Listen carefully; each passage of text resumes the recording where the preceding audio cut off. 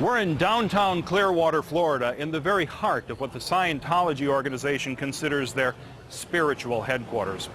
25 years ago, Scientology came to Clearwater under the pseudonym United Churches. L. Ron Hubbard set into motion a plan called Project Normandy, a covert operation designed for the complete takeover of Clearwater. It said move into Clearwater, find out who your friends are, develop them, find out who your enemies are, destroy them, and infiltrate every organization you can. This is a criminal organization. They don't really care about individuals other than themselves. Scientology's covert operations were run by the Guardian's Office, a branch of Scientology which has since been renamed the Office of Special Affairs. FBI agents had enough evidence on the Scientologists to raid their headquarters in Los Angeles and Hollywood. They took 43,000 documents.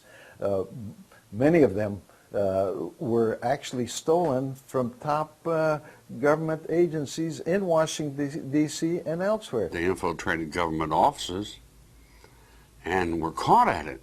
Their entire top leadership was investigated, indicted, tried and convicted and sent to the pokey.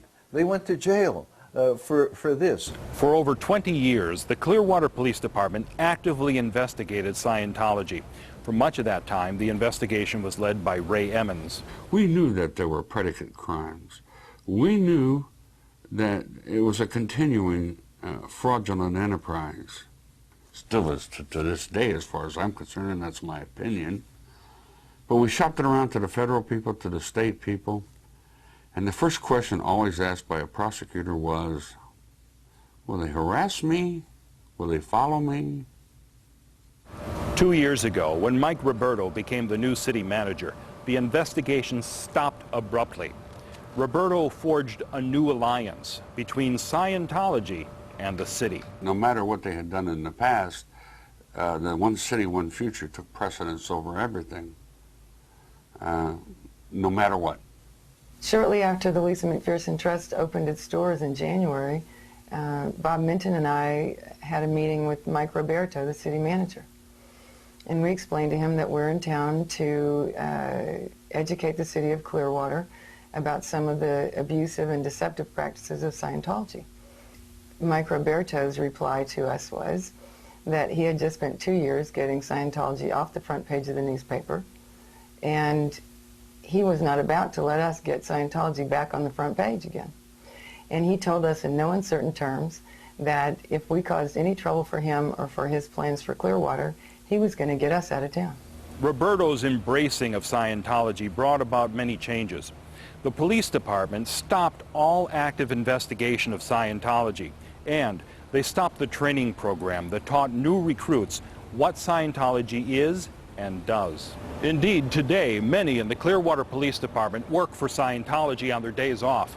They're out here on Watterson Street guarding these white lines. Watterson Street is a small side street shared by both Scientology and the Lisa McPherson Trust. The white lines were burned on Watterson Street a week after the trust opened, and just hours after this lengthy meeting between officials from the city, the Clearwater Police Department, and Scientology's Office of Special Affairs. You can see Mike Roberto in the white shirt walking off to the right. That night, Scientology hired the first pair of off-duty police officers, but the rules changed daily. I just want a clear, firm response from the police department on what the rules are here. In bending over backwards to appease Scientology, Roberto and the police department created new laws on the spot that even its own officers couldn't understand. So I can't go across the line now? No. No? Even worse than the confusion over how to manage the white lines is the byproduct of the creation of this rather unique bus unloading zone. You see, now a large percentage of the Clearwater police force work directly for Scientology, and they're supposed to report to Mike Rinder, the head of the Office of Special Affairs. Again, this is the new name for the Scientology department that once broke into the FBI and the IRS, stole documents, bugged offices, and that to this very day continues to destroy the lives of those people who Scientology perceives to be the enemy. Today, Scientology perceives its #1 enemy to be the Lisa McPherson Trust. We get calls every day from people who have been harmed by Scientology. Calls from people all over the country. People whose families have been destroyed by Scientology, women who've lost their husbands, husbands who've lost their wives, parents who've lost their children. And the only place they have to go for help anywhere in the United States is the Lisa McPherson Trust. We of the Trust every day come down Watterson Street and see the Clearwater police officers sitting and laughing and having a great time with OSA agents. The Clearwater Police watch as the OSA agents videotape our every move. When we walk in or out of our building, the OSA agent grabs his walkie-talkie and reports on our whereabouts. Scientology PIs follow us everywhere. When a visitor comes to the Lisa McPherson Trust, the police watch as the OSA agent grabs his camera and videotapes their license plate. Those plates are run, and then our visitors are later harassed. The Clearwater Police Department doesn't seem to have a problem with this. We do. The police officers that are sitting down there are being indoctrinated by the Scientology security officers that are sitting with them all day long. Do we not know that this cult brainwashes people? Do we not know that these officers every day are being induced and told that the people in the Lisa McPherson Trust are enemies and criminals and we're the good guys to impressionable young officers? And these security officers are telling them what criminals we all are, how dangerous we all are, what terrible religious bigots we are, all kinds of lies about all of us. I want to show you some videotape shot by myself and others over the course of the past 9 months. We believe these videotapes show a clear pattern of bias against the Lisa McPherson Trust on the part of the Clearwater Police Department. This first piece of footage was shot on February 1st of the year 2000. 2 German filmmakers had asked me to come along as they shot a documentary about a famous German Scientologist artist who now lives in Clearwater. The day before, the German filmmakers had gone to the police department and asked if it was legal for them to knock on the door and ask for an interview. Wayne Shallor, the police spokesperson, assured them it was. As we headed back to our cars, a man ran out of the house with a hammer. See that camera? What if I smash that fucker for you? Oh, I'll smash it. You better go. I called the cops. Get the fuck out of here. Is this? Get the fuck out of here. You're on the public. Yeah, well, guess what? I'm on the public property too. You wanna start some shit with me? Hey. How do you like that? The man's name was Richard Barnard, and he claimed to be an electrician doing some work inside the house. Barnard struck the camera twice with a hammer and once with a screwdriver. But even more unsettling than the attack from Barnard was the reaction of the Clearwater Police Department. Police is coming. The first to arrive on the scene was Officer Terrence Kelly. According to recently released documents, Kelly is one of the police officers who works for Scientology on his days off. Why? My English not so good. That's okay. Why? Can you explain? Yes, these are German documentary filmmakers who are here shooting a film about Scientology. They've had several documentaries that have been produced already. They're trying to get an interview with the person in this house here. These 2 gentlemen, and I came along just to videotape to make sure that nothing happened. Good afternoon. Excuse me? You've been up on... Yeah, I work for the Lisa McPherson Trust. These fellows came into town and just asked me to come along as backup. Have everybody's ID. Okay. Oh, he attacked us. He wanted to make a report. What's that? He attacked us with a hammer. He made like this with a hammer. Yeah, he did. He hit the camera. Let me see everybody's ID. Driver's license, ID card, what do we got? There you go. Thank you.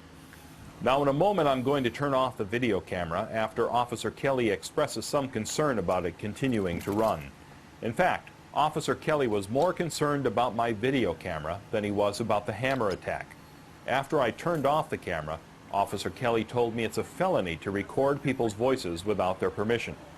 In fact, he threatened to arrest me for the footage you just saw. Are you still videotaping that?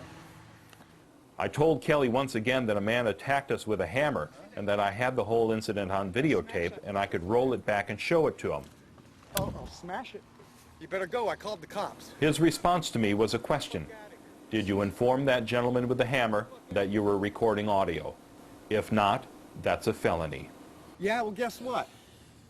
I'm on the public property, too. You wanna start some shit with me? The next officer on the scene was Officer Holzenbach, who also refused to look at the videotape. Holzenbach is one of the regulars working the white lines on Watterson Street. Scientology pays the officers $21 an hour for a total of $178 per day. Holzenbach's total pay for the first 8 months of the year 2000 was $2,848. It wasn't until a sergeant arrived on the scene that anyone took a look at this videotape. The sergeant ordered Officer Kelly to do an investigation, yet Officer Kelly refused to even ask this man for an ID. If he had, he would have discovered that on this day, Richard Bernard gave the police a phony name, a phony birth date, and a phony social security number. It was only later discovered that Richard Bernard had skipped bail on a cocaine trafficking charge. He is now serving a 1-year prison sentence in Key West. One of the issues that's come up in Clearwater has to do with peacefully protesting. There are people who want to protest Scientology's abuse and deception by picketing. Scientology reacts very aggressively toward any form of criticism. L. Ron Hubbard's policy was always attack, never defend. In 1967, L. Ron Hubbard wrote that anyone who criticizes Scientology is a criminal. What are your crimes against not only Scientology, but what are your crimes against humanity? I'd like to know. Hubbard declared any enemy an SP, or suppressive person. In his fair game policy, Hubbard wrote that an SP may be deprived of property or injured by any means by any Scientologist, may be tricked, sued, or lied to, or destroyed. I don't think before in the history of this country has an organization struck back at critics in a fashion Scientology has. How do you cope with someone trying to see that you get fired or ruin your credit or follow you day and night or kill your animals? This is Scientology's enemies list. 47 pages and thousands of names of organizations and individuals that Scientology has labeled its enemies. Right near the top of this list, Scientology certainly has placed the chairman of the board of the Lisa McPherson Trust, Bob Minton. One night in July, the Clearwater Police watched as dozens of Scientologists surrounded Bob Minton and tried to provoke an incident. I never saw such outrageous conduct in my life. They called Mr. Minton virtually every name that could possibly be conceived. They got in his face, impeded him, and the police stood there and watched and did nothing. The police have just stood by while these protesters have been assaulted by Scientologists. The police have been absolutely unwilling to do anything to protect the protesters. Scientologists are trying to provoke an incident. Here a shoving match is caught on camera. The Scientologist in the plaid shirt has to be restrained by Scientology security personnel. This footage was shot by Jeff Jacobson, who works for the Lisa McPherson Trust. I came onto the scene shortly afterwards and caught this on tape. Another Scientologist gives some advice. Let them go to you. Let them do it to you. If we respond in anger and lash back, the Scientologist hope will get arrested. That way they can prove that L. Ron Hubbard was right when he said that anyone who criticizes Scientology is a criminal. You're standing on the road, buddy. Let's go back 2 days earlier to a different picket. This is Scientologist Dennis Clark, who's going to try to provoke me. Looks innocent, but take a look from another angle. He steps on my foot and jabs me with his elbow. Let's look at it again, slowed down. Dennis Clark checks over his shoulder to see if anyone's looking. He steps on my foot and jabs me. Moments later, he tries the same thing with a second cameraman and gets a bigger reaction. Excuse me. Hey, don't you fucking push me, man. Excuse me, man. You had your elbow right out there. That was nice. We have that from a second angle, too. Excuse me. Hey, don't you fucking push me, man. Excuse me, man. You had your elbow right out there. I was bullied and grabbed by Dennis Clark. Left a little scratch on my left hand, or left arm.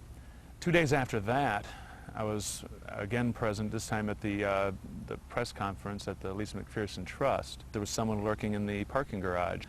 So I went up there with another person following me and got up to the 3rd floor and opened the door, and who did I see but Dennis Clark lurking in the parking garage and spying on the people coming and going there. You doing all right today? He suddenly got up and elbowed me as he went by and went down the stairwell. He decided to turn around and come up and accuse me of harassing him. No, not at all. Get it out of my face. Get it out of my face now. Get it out of my face. Get it out of my face. Excuse me. Get the fuck Okay, it's out of your face. Get out of my face and stop harassing me. You got it? You got it? Get out of my You want face. to try that one more time? Just who is Dennis Clark?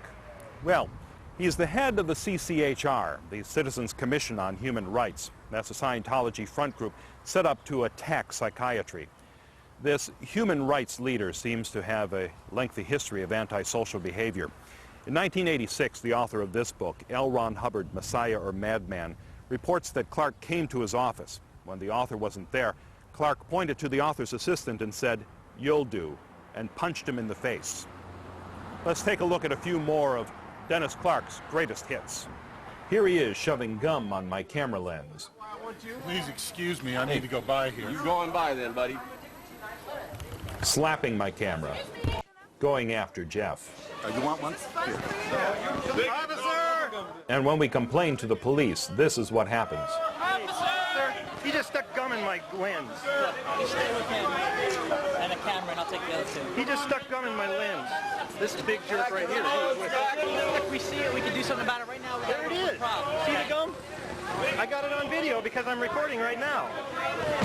The big, tall character identified as Dennis Clark jammed me in the ribs with his elbow and knocked the picket sign out of my hand. And then they surrounded me, and before I could pick up the picket sign, it was gone. So I reported to the police that they'd stolen my picket sign, and the police said that if it was hit the ground, it was abandoned. So, what's happened to Dennis Clark? Well, so far, nothing. Mike Croats filed charges against Clark in the parking structure incident, but mysteriously the paperwork for those charges disappeared inside the Clearwater Police Department. Also mysteriously, shortly afterwards, personal information from that police report was posted anonymously on the internet. They posted my name, age, where I live, and other personal information, including former employers. I think in an obvious attempt to intimidate me regarding these charges that I had been wanting pressed. To this date, no action has been taken against Dennis Clark or any of the Scientologists who have been involved in these incidents. What's really frustrating is when the police blame us for the situation. Remember the Scientologist who had to be restrained? Hi. Will you please not touch the camera? You pushed it in my face, asshole. Uh-huh. Does the phrase, "let them come to you," make any sense to you? Do you remember somebody telling you that at the last picket?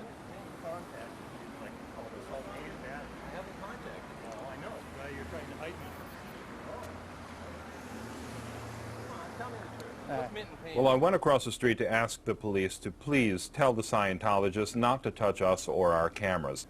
Sergeant Quinlan, who's here in the center, told me, "I saw the whole thing. You were blocking the sidewalk. It's your fault." Here's another angle. Will you please not touch the camera? You pushed it in my face, asshole. Uh-huh. Does the phrase, "let them come to you," make any sense to you? Do you remember somebody telling you that at the last picket? Here I'm gesturing for the police to come over and break this up. Of course, they don't. The police have become less and less and less willing to protect us. And at this point, I would have to say that I really feel that the police show a prejudice against us. I have one more piece of footage I'd like to show you. It relates to these off-duty assignment sheets the Clearwater Police signed to work for Scientology. Their assignment reads, quote, "Security for Scientology members entering and exiting buses on Watterson." Yet here in this footage, shot several blocks away from Watterson, you can see the OSA agent walking his off-duty officer to Scientology's Fort Harrison Hotel to monitor Bob Minton. The Clearwater Police Department has become Scientology's police force. This can be celebrated as the year in which the occupation of Clearwater was completed. When a person gets a sign knocked out of his hands, it's not abandoned property. When someone swings a hammer at somebody with the intent to hit him, it's not no harm, no foul. When someone tries to destroy equipment by messing with the lens and cameras, it's not just tit for tat. Do the right thing while you got a chance.